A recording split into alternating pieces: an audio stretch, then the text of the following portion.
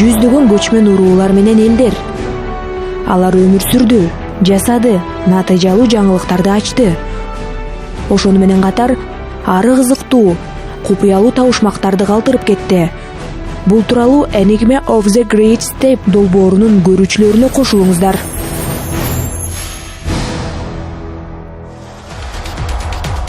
Бүгүнкү көрсөтүүдө белгисиз буюм, домбура жөнөкөй аспап эмес, когунтукталган кобуз.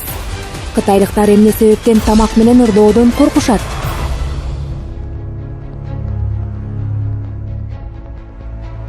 Тала ар убакта өзгөчө өңдөргө, добуштарга толуп турган. Музыкалык аспапсыз көчмөндүн үйү чанда кездешкен.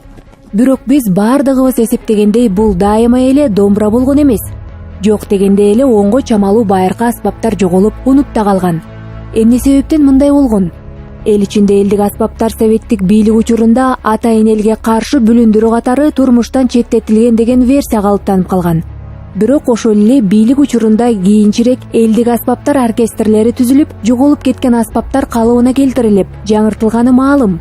Балким башка себеп болгондур. Жоголуп кеткен аспаптар ким тарабынан жана кантип калыбына келтирилген? Элдин эсинде аталышы гана сакталып калган нерсени кантип кайра жаратууга болот? Кобузду эмне үчүн когунтукташкан жана кайсы аспап ушул күнгө чейин кытайлыктардын үрөйүн учурат?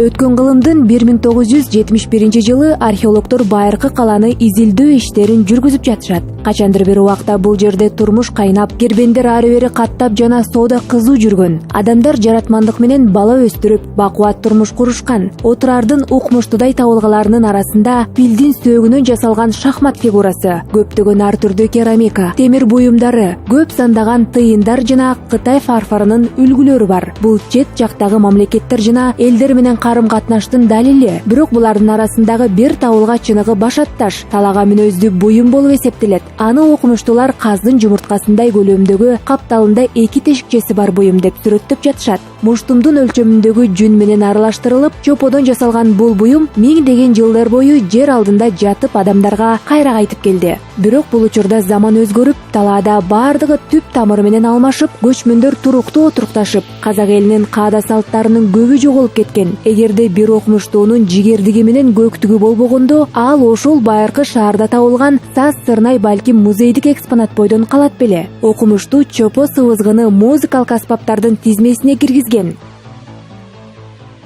Рухнувшая конно-кочевая цивилизация, в небытие ушли наши инструменты. Көчмөн маданияттын кулашы менен биздин көптөгөн аспаптар дагы жоголуп кетет. Болот Сарыбаев Монголияга барып, ал жактагы казактардын аспаптарды чогултуп, элдик аспаптар ансамблин түзгөн. Аспаптардын көпчүлүгү каза болгон адамдар менен дагы кошо коюлганы азыр табылып жатат. Умершими, откочевавшими, в том числе в небеса, так сказать, общем, да, людьми ушло очень много. Советтик Казакстанда элдин өткөн тарыхы, айрыкча маданияты караңгы жана жыргалдуу болгон эмес деген ишеним таңууланган. Ошол эле учурда көпчүлүк революцияга чейинки саясатчылар көчмөндөрдүн музыкасы жакындыгын белгилеп келишкен. Белгилүү изилдөөчү Григорий Потанин бүтүндөй казак талаасы ырдап жаткандай туюлат деп жазганы бар. Окумуштуу Болот Сарыбаевдин экспедициясы тала тургундарынын бай музыкалык мурасы болгондугун далилдеди. Ал жөн гана казак эли кайсы аспапта ойногондугун аксакалдар менен маектешип жазып албастан, архивдер менен таанышып, талаага келген саякатчылардын бул боюнча жазгандарын изилдеп чыккан. Мисалга, чертер аттуу аспап Залескийдин эмгектеринде табылган. Бул байыркы музыкалык аспапты казак талаасындагы турмуш аттуу китептеги сүрөттөмө жана сүрөт аркылуу калыбына келтирүү мүмкүн болду. Проводителем и домбры, и кобыза является чертер. Вот здесь изумительная гравюра. Домбуранын дагы кобуздун дагы бабасы болуп ошол чертер эсептелет. Мына бул мен мисал кылган Залескийдин укмуштуудай гравюра сүрөтү. Мында жомокчу Мырзакай боз үйдүн ичинде тегерегине элди чогултуп алып, чертердин коштоосунда байыркы бир уламышты айтып берип жатат. Бул капкаксыз жана жогорку жагында аттын жалынан жасалган кылсыз аспап болгон. Чертерди така менен чертише турган. Мунун негизинде домбура менен кобуз пайда болгон. То щипком, то смычком. Отсюда родились разновидности. и кобыза, и домбри. Көп учурда музыкалык аспаптарды археологдор табышып, музыка таануучулар менен биргеликте анын тегин аныктоого аракеттенишет. Желбуаздын дагы тарыхы ушундай. Көп убакыт бою бул аспап окумуштууларга уламыштар аркылуу гана белгилүү болгон. Мисалы, кайсы бир жомоктордун биринде желбуазды бир бакшы сыйкырдуу ырым-жырымдарында пайдаланып, анын жардамы менен таштарды өзүн тегерегин айландырганы айтылат. Изилдөөчүлөр бул аспап кыл кыякты элестетсе керек деп божомолдошкон. Бирок байыркы көрүстөндөрдүн биринен желбуаз табылганда бардыгы айраң таң калышкан.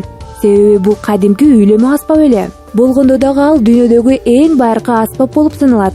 Бул музыкалык аспапка 2,5 миң жылдан ашуун убакыт болгон. Сарыбаев желбуазды сүрөттөп, калыбына келтирген. Анын жардамы менен 20дан ашуун музыкалык аспаптар кайрадан жаралган.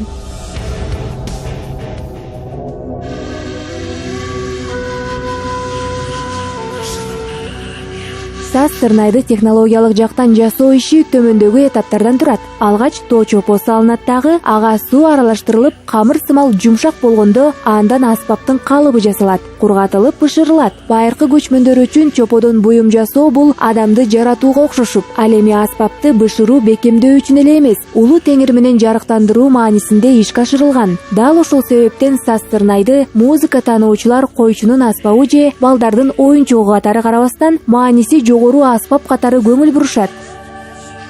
Окумуштуулар белгилегендей, бул аспаптын азыркы күнгө чейин табылган байыркы үлгүлөрүнүн баш жагында добуштун сыйкырдуу күчүн туюндурган күн баштуу кудайдын сүрөтү чагылдырылган. Ар түрдүү оймо чиймелер түшүрүлгөн же болбосо толугу менен жаратылган аспаптар дагы кездешет.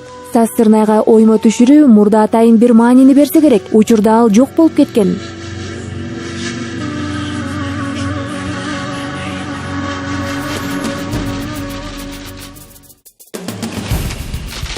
Домбурам менин, жан дүйнөмдүн добушу, сен жашоомдогу жарыксың, сен менин кайгым менен бактымсың, үмүт менен күч кубаттын булагы, сенде менин жан дүйнөмдүн баарысы, жаш кумардын толкуну да өзүңдө, сен назик сезим сырысың, сен менин көкүрөктөгү бурганагымсың. Домбура менен элдин жана кесипкөй аткаруучулардын мурасын байланыштырат. Эки кылдуу аспаптын байыркы заманга таандык экендигин далилдеген бир нече булактар бар. Буга 4000 жыл илгери ташка чегерилген сүрөт менен археологдор 2000 жыл мурда сак куруларына таандык деп табышкан домбурага окшош аспап дагы кирет. Ал талаадан славяндарга келип домбура аталып калган деп эсептелет. Ал эми 13-кылымдагы белгилүү саякатчы Марко Поло көчмөн түрктөр согуштун алдында домбурада ойношуп, салгылашууга камданышкан жана Жокердин рухун көтөрүшкөн деп сүрөттөгөн. Бирок эски фото сүрөттөр менен мисалга Абайды чагылдырган сүрөттөрдө эмне үчүн таптакыр башка түзүлүштөгү 3 кылдуу аспап кездешет.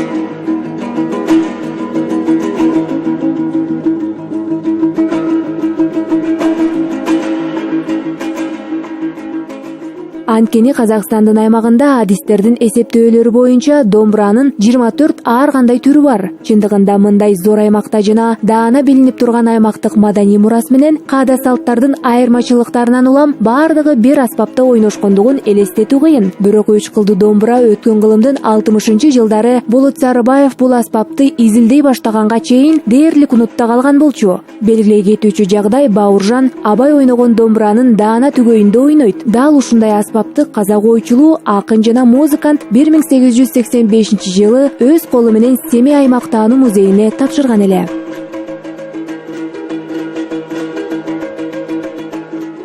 В восточном регионе пропагандировали этот инструмент, трехструнную домбру. Чыгыш аймакта 3 кылдуу домбура кеңири тараган. Түштүк тарапта Жети сууда дагы 3 кылдуу домбура ойношкон. Мен жеке өзүм дагы бул аспапта күү жаратам, себеби ал менин жан дүйнөмө жакын. Анын добушу жумшак чыгат, ошондуктан ал мага абдан жагат. Очень мягкий, и моя душа с этим инструментом.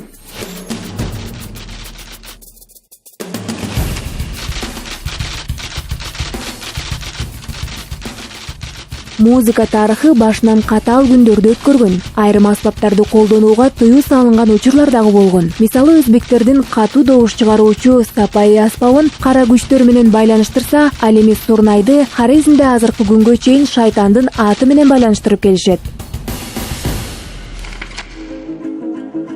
Домбура жоголуп кетпестен заманбап аспап катары сакталып калууга жетишти. Казак артисттик катмары болгон салсерлер акыл насаат ырлары менен музыканттар арасындагы айтыштарда мыкты экендигин көрсөтө алышкан. Изилдөөчүлөр домбурада ойнолгон чыгармалардын ыргагы, тулпардын чуркашын кайталаарын белгилешет. Мыкты, азамат чебер чабандестиги менен эле эмес, домбурада ойноо өнөрү менен дагы мактанган.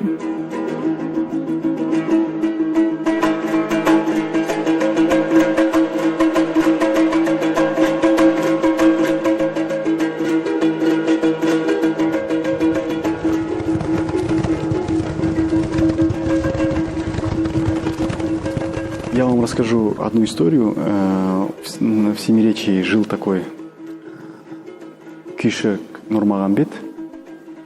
И жил... Мен Жети сууда жашаган Нурмагамбет менен Нуркожо аттуу күйүүчүлөр тууралуу окуяны айтып берейин. И Бир жолу алар жоголушуп, жарышты башташат экен. начал играть ножом. Поглаживая струны, начал играть, и Нурмагамбет удивился. Нуркожо кылдарды бычак менен терип ойной баштайт. Нурмагамбет атактуу күйүүчү болгондуктан багынып бергиси келбей жооп беретинде өтө курч бычакты алып, өтүгүн чечет дагы көөнү буту менен аткара баштайт. Чтобы не порвать струны, вот это мастерство именно человека, ну, то есть күйші исполнителя, он начал играть лезвие, поглаживая струны. Тот что сделал? Вот проиграл, он еще вдобавок снял сапог и начал играть, то есть башпай. Ну, то есть у нас говорят башпай, вот, начал играть ногами. И вот такие Мындай окуялар илгери өтө көп кездешкен. истории у нас часто встречаются. Кызыгы эл ичинде домбурада бычактын мээзи менен же буттун таманы менен ойноо өнөрү Таттимбет Казангап уулуна дагы таандык болгону айтылып жүрөт. Ал волость башчысы, дипломат, 19-кылымдагы белгилүү музыкант, чертмеш стилинде күү аткаруучу боюнча Борбордук Казакстан мектебинин негиздөөчүсү болгон. Анын күүлөрүнүн бири Таман бий деп аталат. Был конкурс, кто даст лучший ответ на поставленный вопрос. А вопрос был... Бир жолу сынак болуп, анда эмне эч качан өлбөйт деген суроо берилген. Берет слово. Ошондо Таттимбет сөз алып, мындай деген: Интересно. Вот в переводе Улуу тоонун чокуларын булут басып калганда, в казахском языке был туюлатко өрөөндү бүт өлүм каптап кеткендей. облака, высокие горы, вершины. Анын колу муздак жана ырайымсыз, дарыяда суукка тоңуп, асманда күн, ай да көрүнбөй караңгы. Всевластна. Жер ак карга оронгон, анын деми эч кимди жөн калтырбайт. Книга и лишь поэзия одна. Ее дыханию не подвластна. Домбурага кайрыла турган болсок, анын кошумча 3-кылы негизинен туруктуу добуштун булагы катары колдонулган. Анын бул артыкчылыгы оюн зоок, көңүл ачуу үчүн эмес, жогорку күчтөр менен байланышуу максатында колдонулган байыркы сыйкырдуу дүйнөгө алып барат. Азыркы күндө мындай дайымкы үндү медитативдүү деп аташат. Дагы бир өзгөчөлүгү, аспап канчалык эл ичинде кеңири таралган болсо, ал ошончолук мезгилден артта калбастан сакталып калган. Ал эми жалаң гана бакшылар колдонгон аспаптарга бул багытта татаалдыктарды башынан кечирүүгө туура келген. Самый главный инструмент у бокса – это кобыз. Кыл Бакшылардын эң негизги аспабы болуп, кобуз, кыл-кобуз эсептелген. волоса. Бул аттын жалынан жасалган кылдуу аспап. Ну, потому что Аттын жалынын колдонулушу дагы бекеринен болгон эмес. одаренные люди, Анын добушу өзгөчө чыгары баарыбызга маалым. волос, как и на смычке, на инструменте звучит особенно.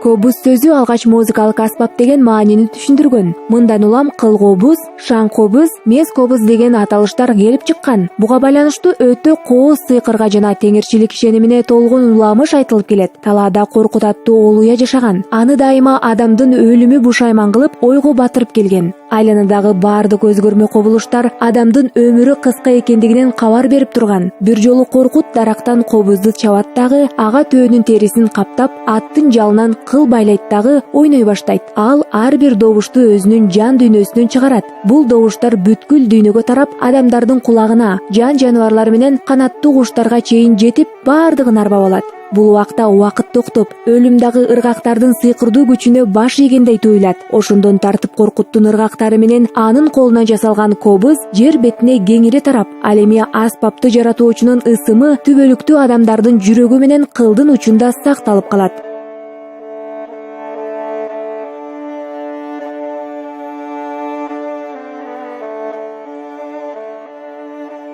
Бул поэтикалык окуяга салыштырмалуу тарыхчылардын пикири супсак. Алардын айтымында алгач бир жаанын жибин экинчисине сүрүп добуш чыгарышкан. Болгар окумуштусу Славий Данчев ушундай деп эсептейт. Кызыгы кытайлашып кеткен түрктөрдүн урпактары болгон Таң патшачылыгынын жылнаамаларында кылдуу хутсин аспабы эскерилет. Ал монголдорго тийиштүү деп жазылган.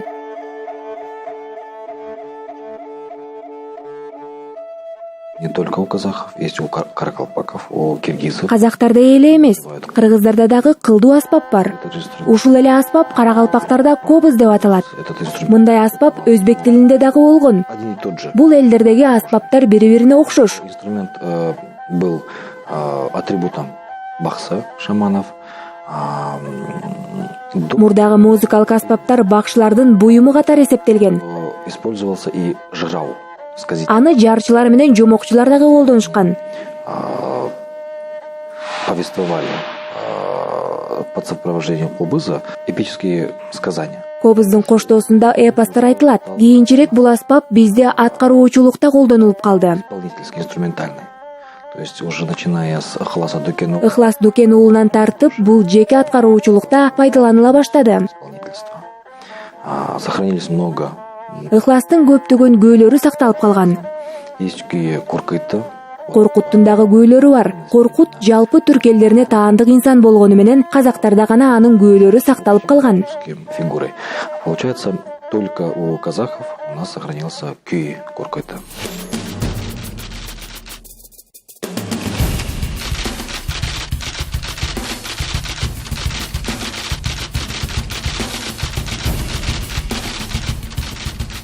Бир убакта Окен кобуздун кылдарын шамдагай тере ойной баштады.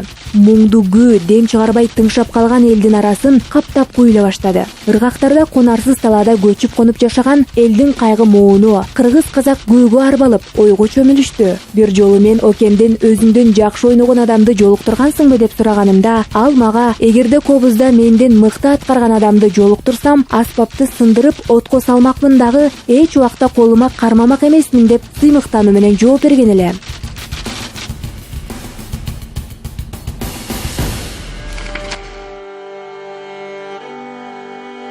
Көп убакыт бою өкмөт кобузду жараксыз аспап катары эсептеп келген. Анын пикиринде бул аспап элдин мурдагы бутпарастык ишенимдерин эске салган. Бирок өткөн кылымдын 30-жылдарынан тартып жаңы толкун башталып, музыканттар элдик аспаптарды оркестрда ойноого ылайыкташа баштаган. Кобуздун ат жалынан жасалуучу кылы темир кылдарга алмаштырылгандагы андагы өзгөчө бакшылык ыргактар жоголгон. Бул аспаптын аткарылышы көбүнчө тескери кармалып калган кыл кыякты элестеткен. Бирок изилдөөчүлөр менен этнограф, музыканттар убакыттын өтүшү менен аспаптын чыныгы келбетин калыптандырышкан. Евгений Брусиловский аны мындай деп сүрөттөгөн. Кобуздун ичиндеги арткы каталына алар көзгү чапташып, баш жагын өкүнүн канаттары менен кооздошкон. Караңгы боз үйдө көзгү очоктогу отко чагылышып, кызыл болуп кубулуп, кобуз байыркы муңду күүнү жаңыртып, жакшы болсо каркылдаган үн менен нак-нак деп кыйкырганда өкүнүн канаттары кыймылдап титрей баштаган. Бул көрүнүш жөнөкөй, ишенчек тала тургунунун аң сезимине чоң таасир берип, аны жогорку күчтөргө баш ийүүгө мажбур кылган. Жөнөкөй музыканттардын колунда болсо кобуз жер уюк деген бакыт өлкөсүн издеп учу кыйруу жок талаада көчүп конуп жүргөн казак элинин муңду күүсүн жаңырткан. Негизи эле кобуз муңду күүлөрдү жаңыртууга ылайыкташкан аспап.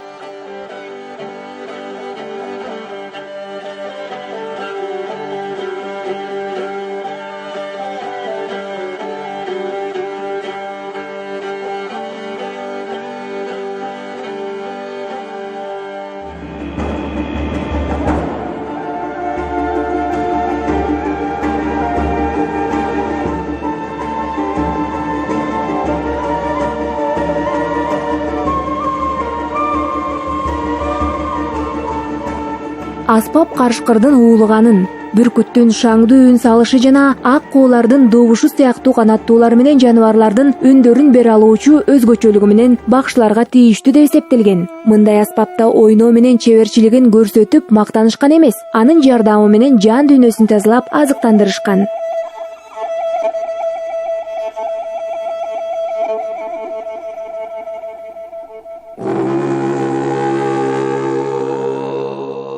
Туран ансамбле гастролго көп чыгат. Бир жолу Тайвандагы концерттин алдында уюштуруучулар алдын ала көрүүчүлөр эмнени угушат, көрсөтүп берүүнү суранышты. Аткарыла турган номерди угушкандан кийин алар көмөкөй аркылуу аткарылуучу Эр Туран композициясын алып салууну өтүнүшөт. Муну алар Кытай угуучулары мындай ырдоодон коркуп, өздөрүн жаман сезишери менен түшүндүрүшкөн. Аларды генетикалык эс тутуму качандыр бир убакта талаа аскерлеринин кол салууларын эске салат экен. Чындыгында эле көчмөндөр кол салуунун алдында ушундай ырдоо менен каршылашына психологиялык жактан таасир этишкен.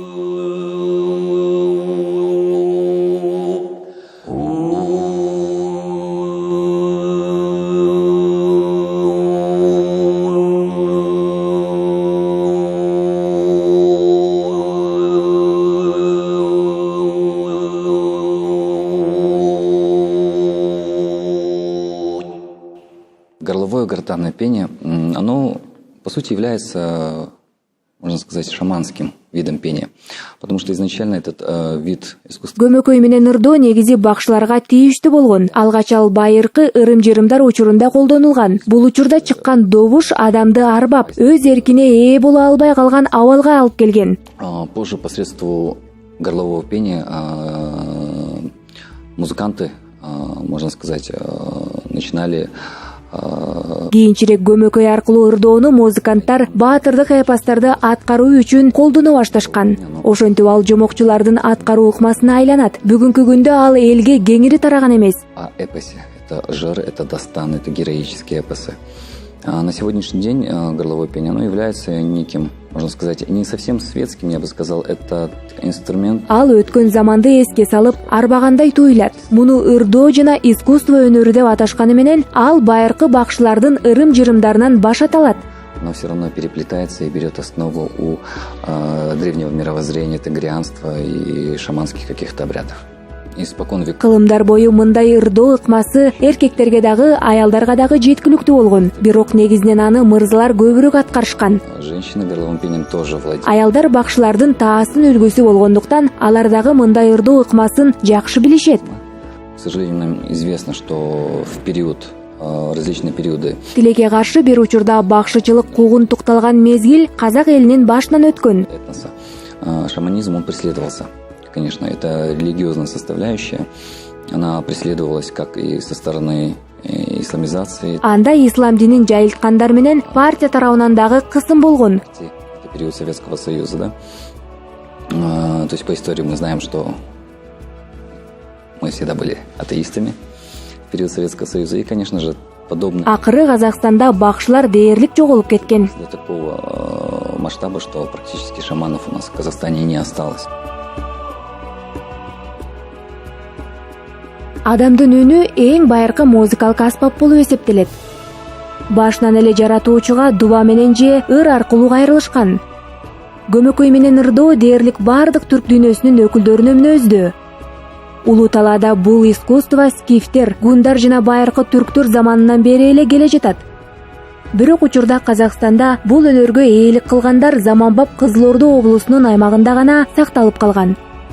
Бул эпостук жомокторду аткарууда колдонулат. Ал эми эң сыйкырдуу болуп эсептелген кыргыр аткаруу өнөрү жоголуп, унутта калган.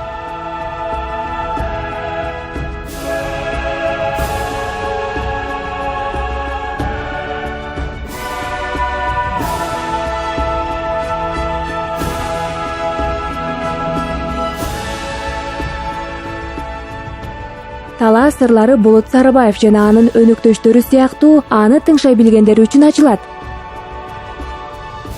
Азыркы күнгө чейин түрк аспаптарынын бардык сырлары бизге ачыла элек экендиги айкын.